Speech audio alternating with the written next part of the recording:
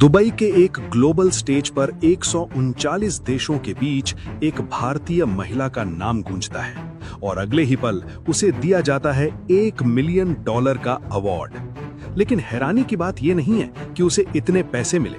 हैरानी की बात यह है कि उस महिला के पास ना कोई बड़ा स्कूल था, ना कोई यूनिवर्सिटी डिग्री की लंबी लिस्ट और ना ही वो किसी सरकारी सिस्टम का हिस्सा थी। फिर भी उसने ऐसा क्या किया कि 5000 से ज्यादा नॉमिनेशंस में से सिर्फ उसी को चुना गया। उसने ना स्कूल बनाया बल्कि पूरा शहर ही स्कूल बना दिया। आज की कहानी उसी भारतीय महिला की है जिसने ये साबित कर दिया कि अगर सिस्टम काम नहीं करता तो सिस्टम के बाहर जाकर भी इतिहास लिखा जा सकता है। ग्लोबल टीचर प्राइज दुनिया के सबसे प्रतिष्ठित अवार्ड्स में से एक है, जहां हार्वर्ड और ऑक्सफोर्ड जैसे संस्थानों से जुड़े लोग आते हैं। हर साल हजारों टीचर्स और एजुकेटर्स इसमें नॉमिनेट होते हैं और उनमें से सिर्फ एक को मिलता है ये सम्मान। जब इंडिया की इस महिला का नाम अनाउंस हुआ तो वो सिर्फ एक जीत नहीं थी, ये एक आइडिया की जीत थी। एक ऐसा आइडिया जो कहता है कि एजुकेशन 4 दीवारों में नहीं, माइंडसेट में होती है। लेकिन असली सवाल अब भी वही है, आखिर उसने किया क्या था? ये कहानी किसी एसी क्लासरूम से शुरू नहीं होती। ये शुरू होती है उन बस्तियों से जहां बच्चे स्कूल जाने के बजाय या तो कचरा बीनते थे या छोटे मोटे काम में लग जाते थे। यहाँ रूबल नागी ने मिसाल मुंबई की नींव रखी। उन्होंने देखा कि समस्या किताबों की नहीं बल्कि उस बदबूदार माहौल की थी जिसे बच्चों ने अपनी नियति मान लिया था। केस 1। एक 10 साल का लड़का दिन भर प्लास्टिक और बोतलें इकट्ठा करता था। उसे अपनी भाषा तक ठीक से नहीं आती थी। रूबल ने उसे क्लासरूम में नहीं बुलाया बल्कि उसे हाथ में ब्रश पकड़ा दिया। पहले उसे ड्राइंग दी गई, फिर अल्फाबेट्स और 2 साल के अंदर वो बेसिक इंग्लिश पढ़ने लगा। आज वो बच्चा अपनी बस्ती का चेंज एजेंट है। केस 2। एक लड़की जिसकी पढ़ाई 5वीं के बाद घर की गरीबी और रूढ़िवादी सोच की वजह से रुक गई थी। घर वालों ने कहा कि अब पढ़ाई नहीं, घर संभालो। लेकिन रूबल के कम्युनिटी टीचिंग मॉडल ने उसे फिर से किताबों से जोड़ा और आज वही लड़की ओपन स्कूलिंग से 10वीं पास कर चुकी है। ये बदलाव ओवरनाइट नहीं हुआ। सबसे बड़ा बदलाव ये था कि बच्चों के दिमाग से ये डर निकालना कि पढ़ाई उनके लिए नहीं है। पहले वो सोचते थे कि ये हमारे बस की बात नहीं है। फिर धीरे धीरे माइंडसेट बदला, शायद हम भी कर सकते हैं। और यही शिफ्ट सबसे खतरनाक और पावरफुल था, क्योंकि स्किल सिखाना आसान है लेकिन बिलीफ बदलना सबसे मुश्किल। अब सवाल आता है, ये सब पॉसिबल कैसे हुआ? आप और भी चौंकेंगे कि इस सब करने के लिए उन्होंने ऐसे मेथड अप्लाई किए कि आप हैरान हो जाएंगे। जब बच्चे स्कूल नहीं आ रहे थे तो उन्होंने एक सीधा और क्रांतिकारी फैसला लिया, स्कूल को बच्चों के पास ले जाओ। उन्होंने किताबें नहीं बदली, उन्होंने एनवायरनमेंट बदल दिया। Step 1, walls as classrooms. झुग्गियों की खाली और बदरंग दीवारें उनकी पहली क्लासरूम बनी। उन्होंने 1.5 लाख से ज्यादा दीवारों को रंग दिया। उन पर अल्फाबेट्स लिखे गए, मैप्स बनाए गए, नंबर्स, शेप्स, एनिमल्स, सब विजुअल्स में। अब बच्चा पढ़ने नहीं बैठता था, वो खेलते खेलते सीख रहा था। Step 2, sanitation and trust. उन्होंने सिर्फ पेंट नहीं किया बल्कि घरों की वाटरप्रूफिंग और साफ सफाई भी करवाई। जब बस्तियां चमकने लगी तो वहां रहने वाले लोगों का माइंडसेट बदल गया। उन्हें लगा कि वो भी सम्मान के हकदार हैं। Step 3, empowering the mothers. Rubal ने देखा कि अगर मां जागरूक नहीं होगी तो बच्चा कभी स्कूल नहीं टिकेगा। उन्होंने औरतों के लिए सिलाई और कंप्यूटर सेंटर खोले। जब मां सशक्त हुई तो बच्चों का भविष्य सुरक्षित हो गया।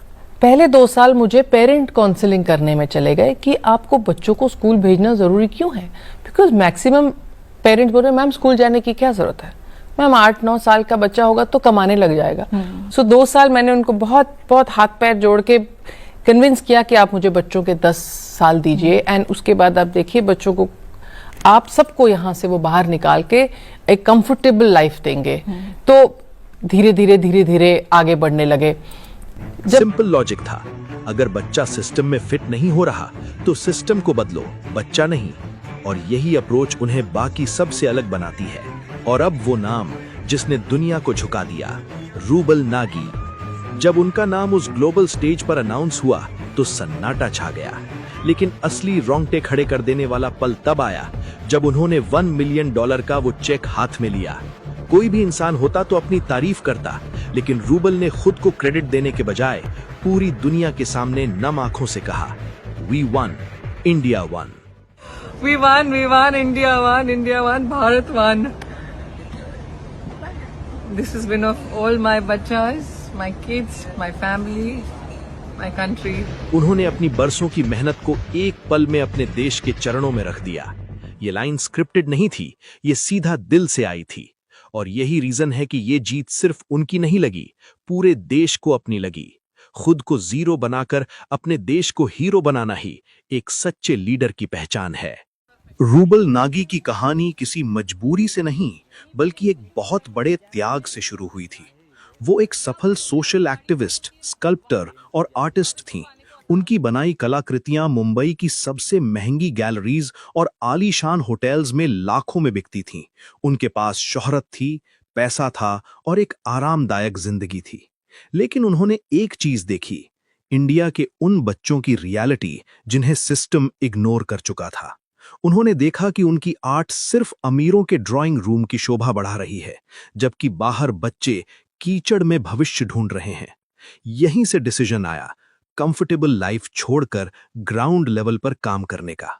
उन्होंने अपनी ब्रश की ताकत को गैलरी से निकालकर बस्ती की दीवारों पर उतार दिया। कोई बड़ी सरकारी फंडिंग नहीं, कोई मैसिव इंफ्रास्ट्रक्चर नहीं, बस एक सिंपल शुरुआत, एक दीवार और कुछ रंग। तो जब हमने ये बड़े बड़े मैग्नानिमस म्यूरल्स कर दिए, दीवारों पे पेंट कर दिए, जब मैंने पहला म्यूरल ड्रॉ किया तो 10-20 बच्चे खड़े थे, दूसरा किया तो थोड़े और, तीसरा किया तो 200 के ऊपर बच्चे झुंड बना के खड़े थे, देख रहे क्या हो रहा है। हाँ। फिर एक बच्ची छोटी आई, मुझे बोली, अरे मैम ये तो वो है ना, मैम ऐसे पानी अगर हम नलका टाइट से बंद कर दे तो पानी नहीं गिरेगा, पानी बचेगा। मैम देखिए फिर कितना अच्छा होगा, हमारे घर में ज्यादा पानी आएगा। So these ideas started coming from children. So then we replicate this model in all the schools. फिर हमने स्कूल के जो हमारे रूम्स हैं जिनमें हम क्लासेस देते थे, उनको हमने बहुत ब्यूटीफुली पेंट कर दिया। ये जो हमारे आर्ट फॉर्म था, आर्ट बेस्ड एजुकेशन थी, ये एक लिविंग टेक्स्ट बुक बन गई। उन्होंने अपनी कला को ही अपना हथियार बना लिया। एक पेंट की बाल्टी से अगर कोई इंसान हजारों बच्चों की जिंदगी बदल सकता है, तो प्रॉब्लम रिसोर्सेज की नहीं है, प्रॉब्लम सोच की है। रूबल नाजी ने साबित कर दिया कि बदलाव के लिए किसी बड़ी परमिशन की नहीं, सिर्फ एक नेक इरादे की जरूरत होती है। अब सवाल सीधा है, तुम सिस्टम को ब्लेम करते रहोगे या अपने लेवल पर कुछ बदलोगे? अगर ये कहानी तुम्हें रियल लगी और तुम्हारे दिल के किसी कोने को छुआ है, तो इसे यहीं मत छोड़ो, क्योंकि इंस्पिरेशन का कोई मतलब नहीं अगर एक्शन ना आए। इस भारतीय बेटी के जज्बे के लिए एक लाइक तो बनता है। इस वीडियो को इतना शेयर करो कि हर उस इंसान तक पहुंचे जो हार मान चुका है। और ऐसी ही रोंगटे खड़े कर देने वाली कहानियों के लिए अभी सब्सक्राइब करें, क्योंकि जब भारत का हर नागरिक जागता है, तभी देश बदलता है। जय हिंद। मेरा ये सपना है एज अ इंडियन कि हमारे कंट्री का हर बच्चा, हर बच्ची शिक्षित हो। India to be 100% literate country is my dream, and I think हम सब मेहनत करते रहेंगे अपने आखिरी सांस तक, दैट हम ये इसको बहुत जल्दी अचीव कर सकें। अचीव करेंगे।